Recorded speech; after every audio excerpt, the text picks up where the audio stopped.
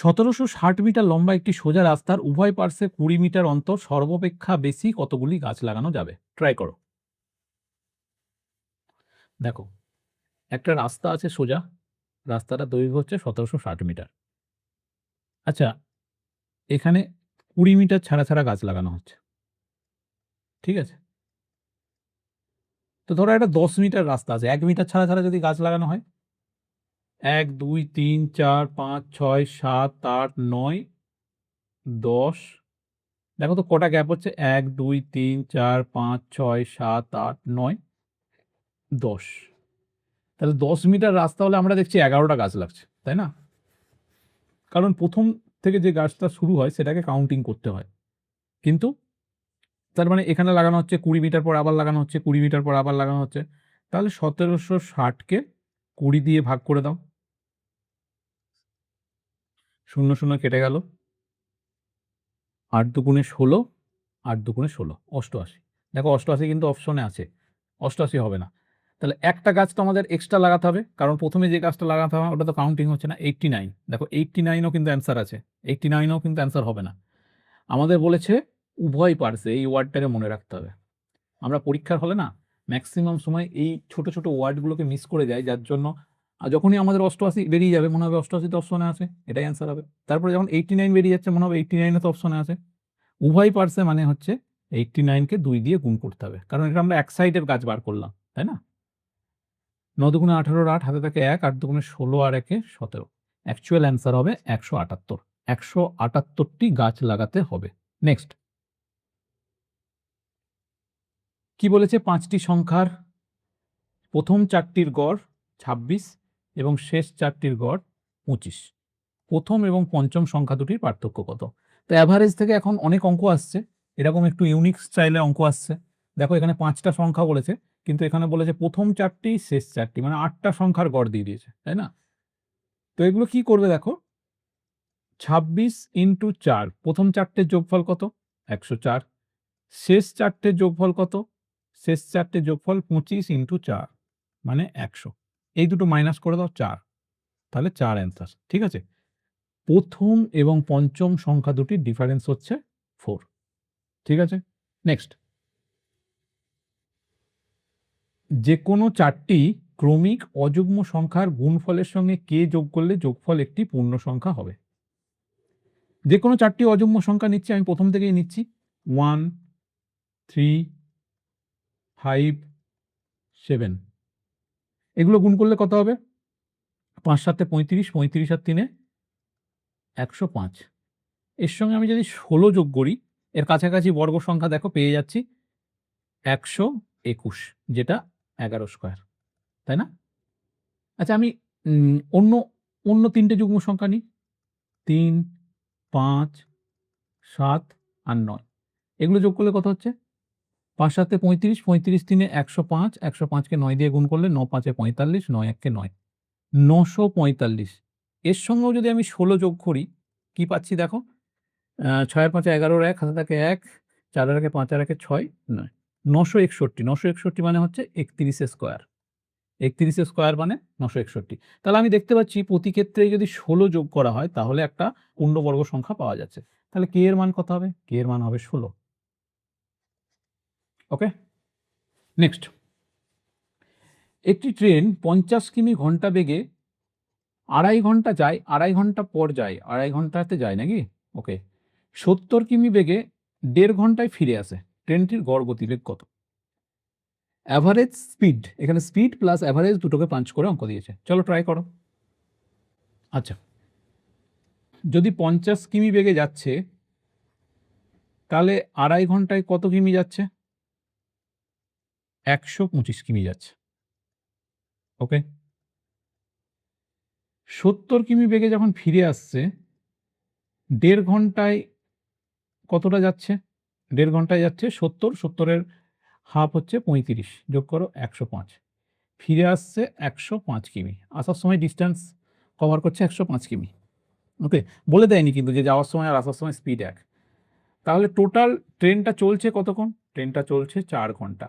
কত রাস্তা অতিক্রম করছে? রাস্তা অতিক্রম করছে 230 কিমি। ওকে। তাহলে 1 ঘন্টায় কত যাবে? 1 ঘন্টায় যাবে 230 ডিভাইডেড বাই 4। 230 দিয়ে ভাগ করো।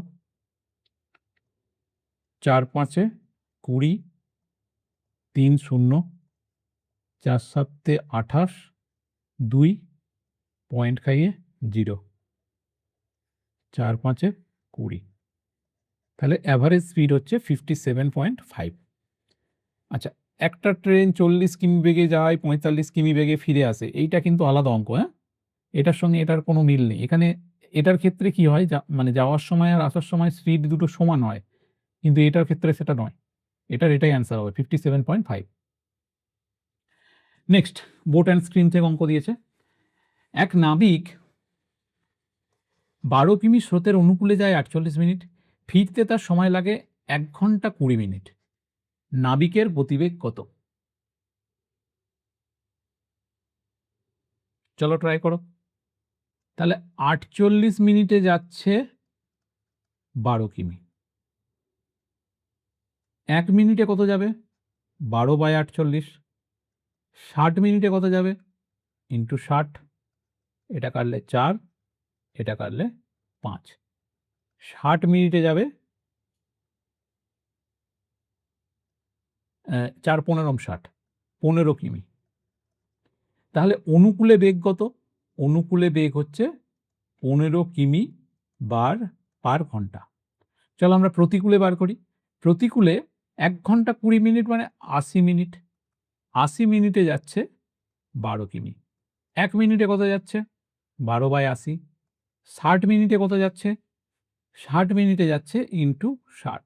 এটা কাটলে 3, 20 দিয়ে, এটা 20 দিয়ে কাটলে 4, 3 4 12, 9 কিমি পার ঘন্টা। ওকে, তাহলে অনুকূলে বেগ হচ্ছে 15 কিমি ঘন্টা, প্রতিকূলে বেগ হচ্ছে 9 কিমি পার ঘন্টা। তাহলে নাবিকের বেগ কত? নাবিকের বেগ মানে নৌকার বেগ, যে নৌকার বেগ বার করতে গেলে অনুকূল প্লাস প্রতিকূল ডিভাইডেড বাই 2 সমান কত হবে? 15 আর 9 হচ্ছে 24/2 সমান হচ্ছে 12 কিমি পার ঘন্টা। ঠিক আছে, 12 কিমি পার ঘন্টা হচ্ছে অ্যান্সার। আচ্ছা, যদি স্রোতের বেগ চাইতো, স্রোতের বেগ চাইলে 15 মাইনাস 9, অনুকূল মাইনাস প্রতিকূল বাই 2। 15 থেকে 9 মাইনাস করলে কত হয়? 6/2 সমান হচ্ছে 3 কিমি পার ঘন্টা। ঠিক আছে, নেক্সট। এটা বলেছে পি সমান 99, P square plus 3p plus 3 is equal to কত? দেখো, এই অঙ্কটা দুরকমভাবে করা যায়। চলো দুরকমভাবেই আমি দেখাচ্ছি, যেটা তোমাদের বুঝতে সুবিধা হবে। পি মানে কত? 99। পি স্কোয়ার মানে কত? 99 এর স্কোয়ার। 99 এর স্কোয়ার করলে কত হবে?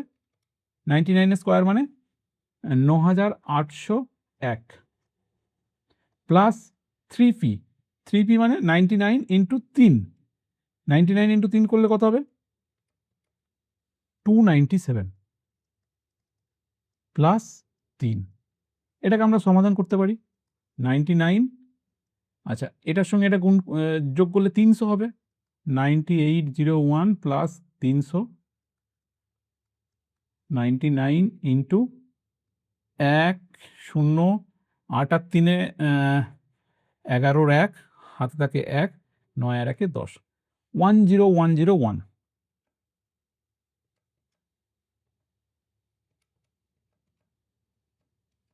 10101 ইন্টু 99, এটা গুণ করো। এটা গুণ করলে কত হবে? এটা গুণ করলে হবে 99999। 6টা 9, মানে এটা অ্যান্সার। এটা গেল ট্র্যাডিশনাল ওয়েতে আমরা যদি করতে পারি। আমরা যদি অন্যরকমভাবে একটু দেখি, অঙ্কটা আছে P is equal to P square plus 3p plus 3।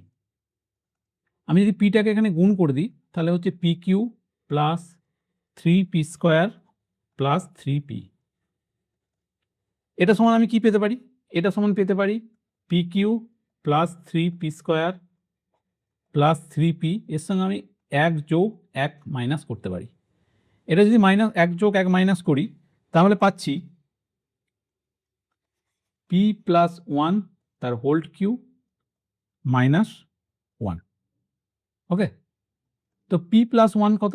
100, 100 তার হোল কিউব মাইনাস ওয়ান।